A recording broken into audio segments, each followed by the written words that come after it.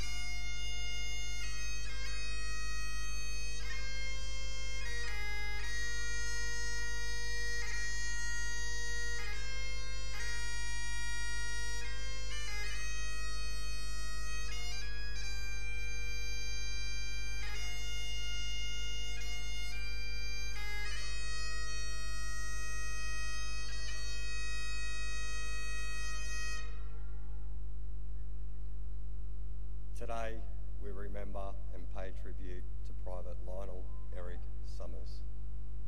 Lionel Summers was born in 1898, one of 5 children of Ernest and Marion Summers of the Melbourne suburb of Melbourne.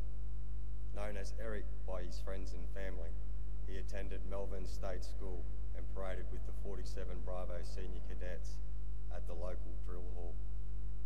Following his education, he worked as a clerk for the Cater, Patterson & Co. leather goods makers in their temporary offices on Flinders Lane.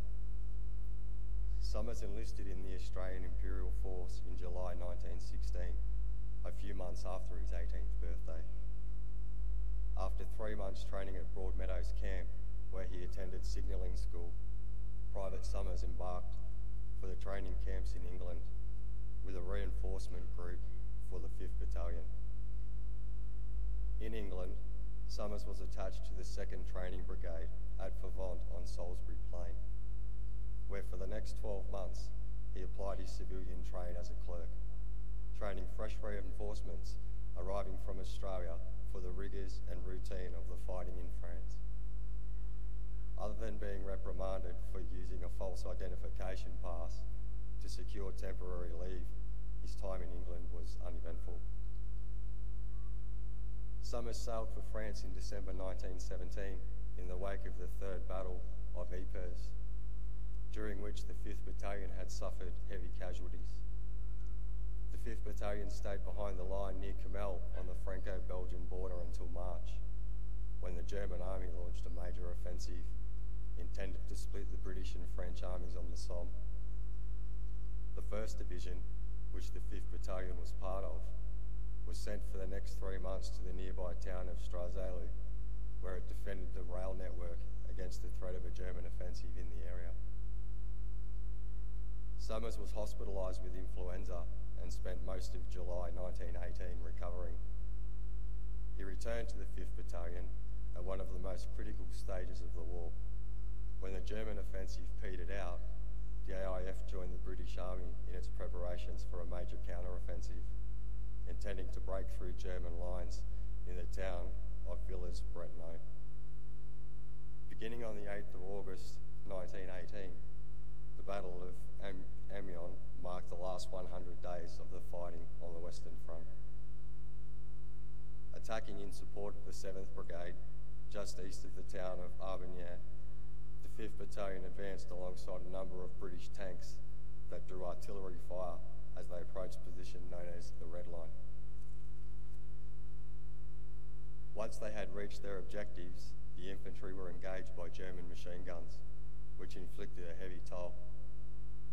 The Red Line was secured by Australian troops later that morning, but it came at a heavy price, with 80 men of the 5th Battalion killed or wounded.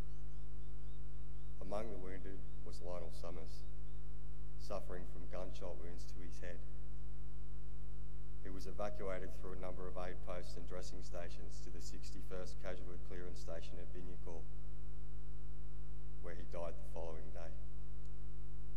Aged 20 at the time of his death, he was buried at the cemetery at Vignacourt. A small inscription chosen by his grieving parents for his headstone states simply, "Our hero."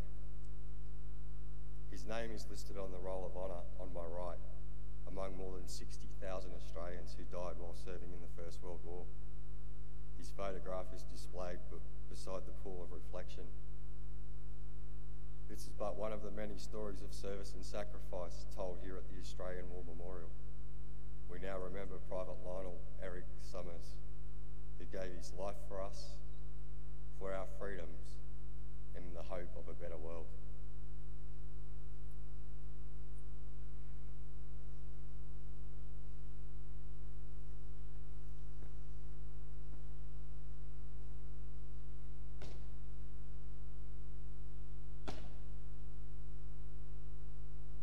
They shall grow not old, as we that are left grow old. Age shall not weary them, nor the years condemn. At the going down of the sun, and in the morning, we will remember them. We will remember them.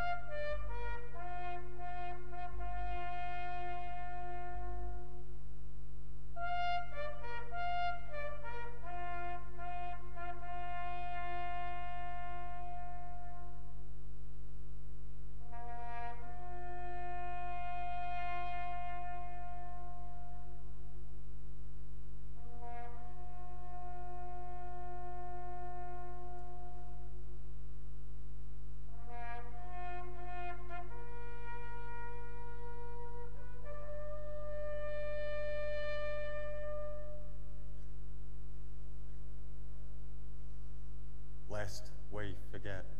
Lest we forget.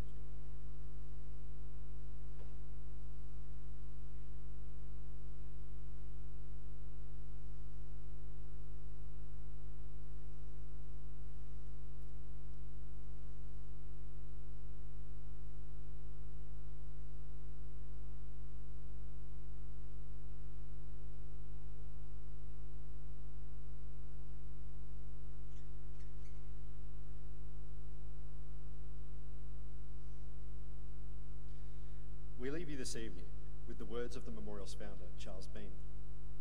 Many a man lying out there at Pozier or in the low scrub at Gallipoli, with his poor tired senses barely working through the fever of his brain, has thought in his last moments, well, it's over, but in Australia, they will be proud of this. Ladies and gentlemen, girls and boys, that concludes this evening's last post ceremony. We thank you for visiting the Australian War Memorial. Good evening.